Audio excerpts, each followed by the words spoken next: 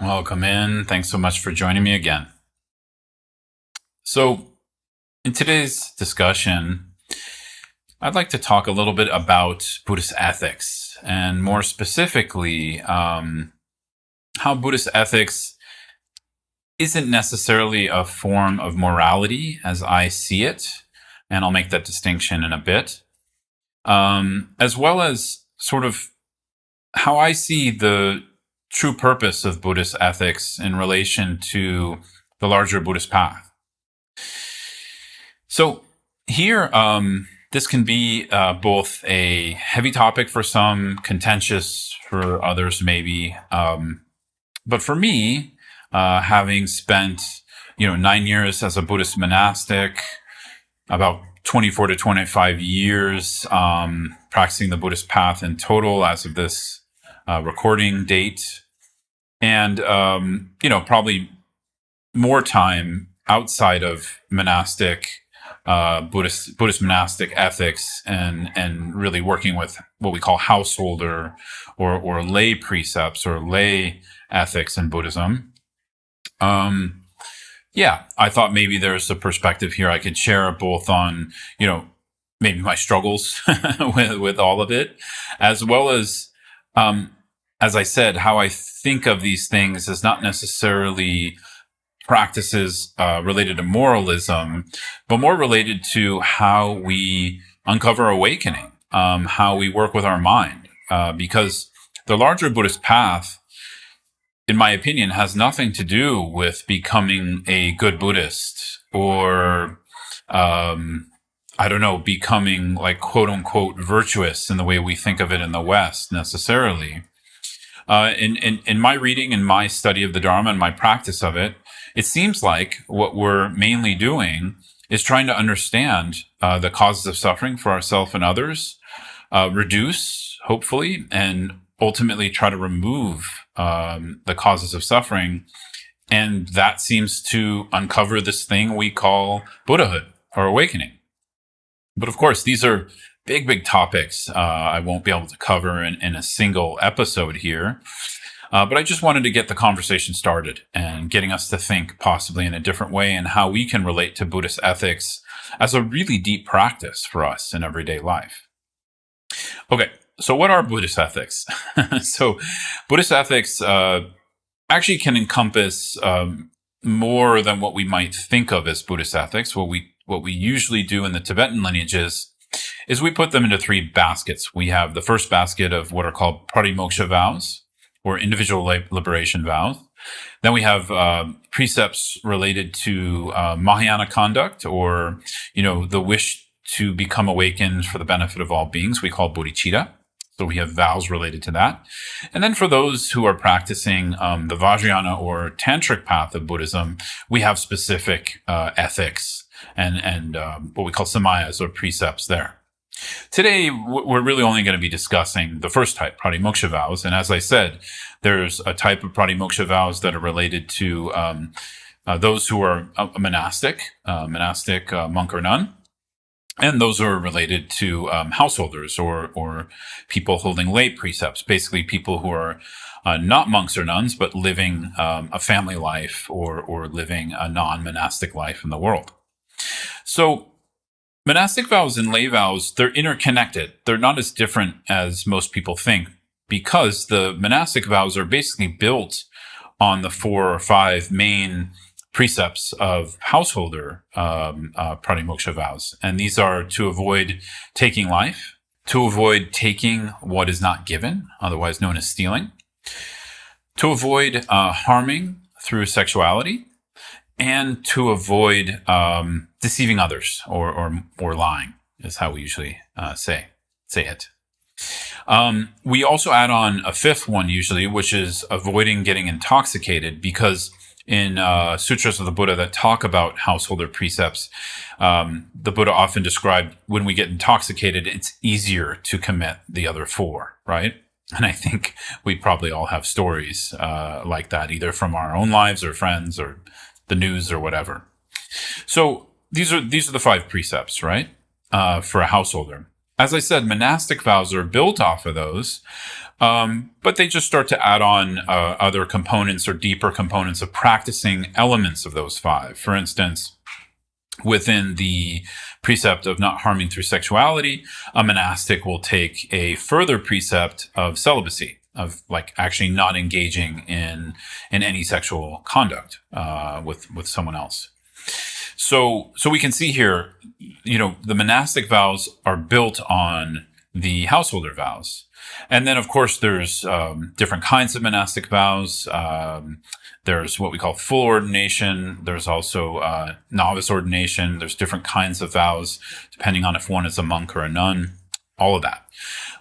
Again, I'm not going to go into detail. I'm guessing most of you here are householder practitioners or interested in the Buddhist path, and you have a family, or you're not a monastic. Anywho, so basically, of course, we can see these as rules, right? Don't take life. Don't take what's not given. Don't harm through sexuality, etc. We can see them as like commandments or don'ts. And I think in a really simple, straightforward way, that's fine, because from a Buddhist perspective, these have consequences, right? Of course, we all know, especially the first four, have very harmful consequences, right? Especially taking life. Nobody wants their life taken. No animal, no human, no being, right? We all want to live. So we can see that that's almost like a very natural ethic, because, yeah, nobody would voluntarily do that for the most part. And so by avoiding it, we avoid both the consequences of actually harming someone, but it actually also harms our mind, right? And this is harder to see initially, but as we practice the Dharma, as we grow our meditation and an experience of our mind more, we can see how these things harm us, or they have the potential to harm us as well. And then, of course, we have the principle of cause and effect, or karma, cause and effect in Buddhism, where there are repercussions beyond what we can see immediately. There's consequences beyond what we can see immediately when we engage in these types of actions. On a positive note, these five would also imply doing their opposites. So preserving life, practicing generosity, etc. So it's not all about negative things. When we avoid these five, we also encourage their opposites, right? Which is really helpful. Our mind becomes more open, lighter, more loving. Others benefit more from that. So it's all a good thing. Now back to this idea of don'ts, right? So I think this is the first thing presented in Buddhism, that these have consequences. And that's the first thing. And this is really, I don't think that's the ultimate teaching necessarily. We would call that a relative teaching, because, initially we're not going to be able to understand, maybe some of us can, but most likely most of us are not going to be able to understand the deeper implications of avoiding these five and how that relates to awakening or Buddhahood. And so in order to do that, we need to first avoid them. So we start to lighten the load on our mind. And this makes our practice successful. This helps our meditation.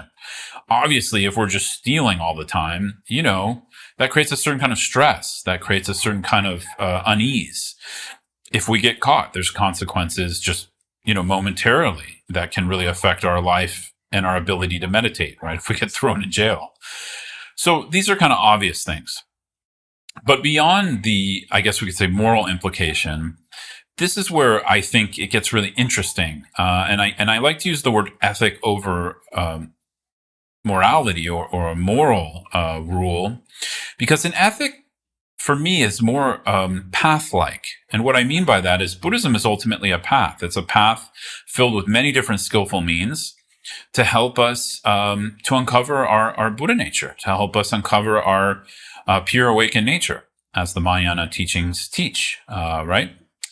So again, you don't have to believe in that necessarily. This is just sort of part of Buddhist principles and philosophy, that every single being has the ability to be awake and be free, yet we don't see that and we don't pursue that. Therefore, we struggle and we suffer in a variety of ways. So I think this is kind of the next step when we're able to have a healthy relationship with avoiding harmful consequences for ourselves and others, right? We're maybe even able to help. do the opposites, basically, as I said, preserve and nourish life, practice generosity, etc. Then we can start to work with the nature of one of the three characteristics of Dharma as a whole. And these three characteristics are really important because they're both, I guess you could say, stamps or seals of what the Dharma is, but they're also pathways, or what I sometimes call doorways. And these, the main three are impermanence, dukkha, which we usually translate as suffering, but actually it's more than that. It also is like dissatisfaction, subtle kinds of pain or dis-ease. What we normally wouldn't call suffering in English, there's more. So we have dukkha. I'll go more into that in a moment. And then the third we have, which is often taught as not self, but really this refers to the teachings on non-duality or non-dual emptiness in Buddhism, which are really the ultimate teachings or ultimate skillful means for liberating ourselves from the causes of suffering and the causes of confusion from a Buddhist perspective.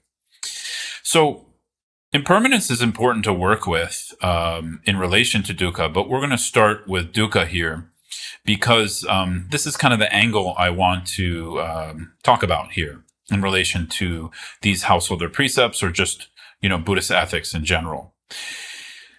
So what I've seen over the years, both in my monastic practice when I was holding, a little bit more detailed Buddhist ethics, and also in my householder life, also attempting to hold, these precepts, an element where, at some point there can be resistance to some of these, right? Now, of course, I'm not talking really, I don't have like the urge to kill that much, but I have wanted to explore sort of intoxication in different ways. Sometimes I want to check out, I want to have a couple drinks, all of that, right? And what I've noticed in that sense is that, just using that as an example, but we can also scope this out to also what are called the 10 non-virtues, which is another way to talk about Buddhist ethics. But let's just start with sort of the wish to get intoxicated. Now, alcohol or drugs isn't the only form of intoxication. We can get intoxicated with many things. But really the Buddha was implying here something that alters the mind. So what are we seeking when we're seeking something that alters the mind, right? Now more I'm thinking like in my 20s, I really enjoyed altering the mind through various substances. And if I look back and I sort of reflect on those times in my life, for me, it was a form of both, I was seeking pleasure, but also I was trying to avoid something. I was trying to avoid, maybe for me, often it was boredom, right? Sometimes it wasn't just boredom. It was like actually just some pain that was arising in my life. I mean, boredom is also a type of dukkha. It's a type of pain. Let's maybe make it more practical here. Some kind of dis-ease happening in my life, a problem. And it was just, okay, let's go hang out with my friends, etc., right? Have fun. And what that did for me at that time is it didn't allow me to work with, be present with, be open to the nature of the particular dukkha or dissatisfaction that was arising. Instead, it was a distraction. So this is where I think it gets really interesting. When we take on Buddhist ethics as a mindfulness practice, as not being perfect in these ethics, but that we're going to come up against times when we want to, not necessarily break them, but bend them, right? For instance, the 10 non-virtues are some of them are a little bit more difficult, like gossiping. It's very easy for many of us to slip into gossiping, right? And when we really go into like a a long gossip session with a friend or something like that, how does that make you feel? What was that all about? So these are questions, I can't answer for you. You have to answer them. But for me, what I've noticed is when I've gossiped with friends or things like that, again, it's that sense of distraction. It's that sense of, trying to talk about something outside of myself so I don't have to meet my own pain or my own dissatisfaction or just an emotional experience that doesn't feel good or feels uncomfortable. So here's, as I said, where I believe it gets interesting, because when we actually practice the ethic, when we choose to be aware of the wish, for instance, here to gossip with a friend, and instead we choose to look at our mind and why are we trying, and why do we want to make that choice to gossip? What we're going to find there is a deeper relationship to our dukkha as it's arising. And for some of you who are kind of unfamiliar with the Buddhist path, as I said, dukkha relates to just pain or suffering on multiple levels. It's pervasive in our life from a Buddhist perspective. And it's also a doorway into liberation. And I think this is the piece that takes time to really connect to. Dukkha as a doorway.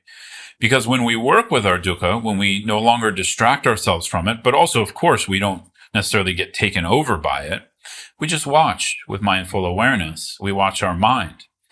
We start to learn about the actual nature of dukkha, which, of course, further down the road relates to that third characteristic of non-dual emptiness, right? Or basically non-duality. But again, I'm going to kind of keep it practical here for most. So for me, this is kind of that whole path of not avoiding pain, which is very counterintuitive for most of us.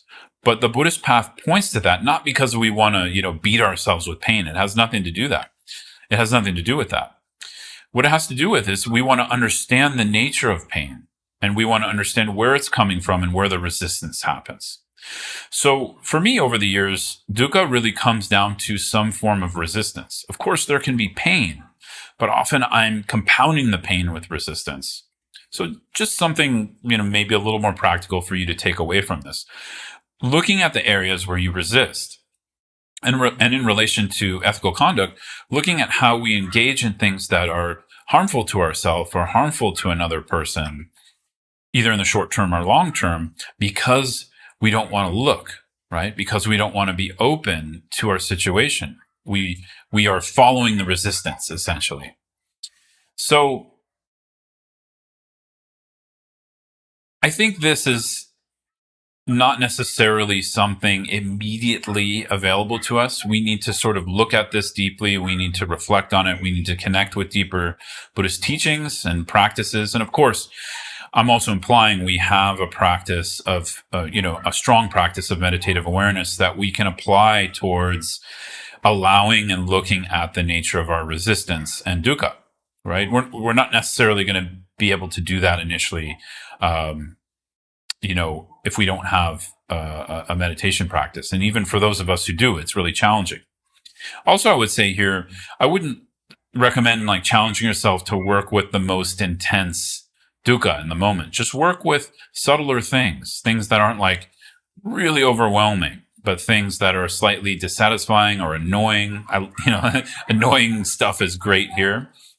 And looking at the feeling in the body, looking at the resistance that builds up. For me, I'm often being with the tension, which can be a tightness in the body, tightness in the chest.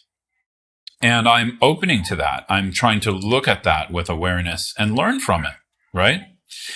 And in that sense, the ethic starts to make, it starts to become more clear what it's actually for, because the ethic of avoiding something that's harmful is not just, in my belief, about being a good person. It's about uncovering our deeper awakened nature. And this means also being present with what we consider to be dukkha.